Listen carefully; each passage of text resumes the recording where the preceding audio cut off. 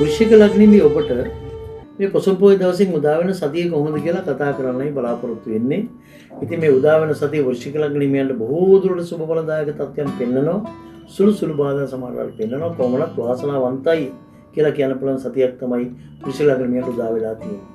බ්‍රහස්පති ග්‍රහය උච්චව භාග්‍යස්ථානයේ ගමන් කරනවා.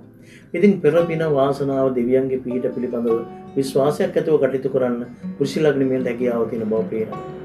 ආදායම් මාර්ගවල තිබෙන බාධා ඉවත් වෙන බවක් තමයි පේන්නේ. ව්‍යාපාර කටයුතු වලින් සාර්ථක ප්‍රතිඵල ලබා ගන්න පුළුවන් බවක් පේනවා. වෘශ්චික ලග්නෙමේ ඔබෙත් හිතේ තියෙනවා නම් විදේශ රටකට ගිහිල්ලා ඉගෙන ගන්න උපාධියක් වගේ දෙයක් කරන්න. ඒකට සංවිධානය කරගන්න සුදුසුයි මේ සතිය. ඒ වගේම යහපත් ගුරු ඇසුර ලබා ගන්න වෘශ්චික ලග්නෙමේ ඔබට හැකියාව ලැබෙයි.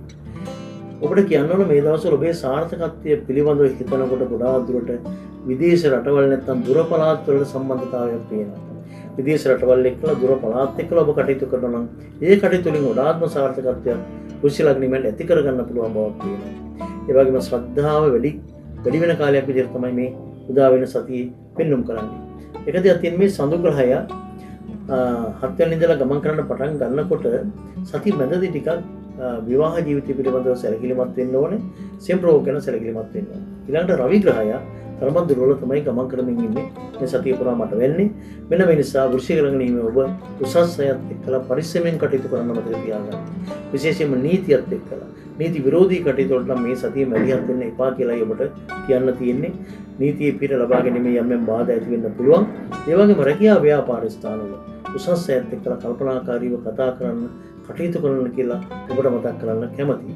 ඉතින් මේකට වඩාත්ම හොඳයි ආලෝක පූජාවක් කරන්න පුළුවන් නම් මේ සතිය ඔබට ගුණදායක ශාන්ති කර්මයක් බවට පත් වෙනවා. ඒක ඔබේ ආගමික ස්ථානයේ, එහෙම නැත්නම් ඔබේ බෝධි, ඔබේ පන්සලේ නැත්නම් පූජනීය ස්ථානයකට විදුලි බල්බයක් පරිත්‍යාග කිරීම බව ආලෝක පූජාවට ඇතුළත් වෙනවා.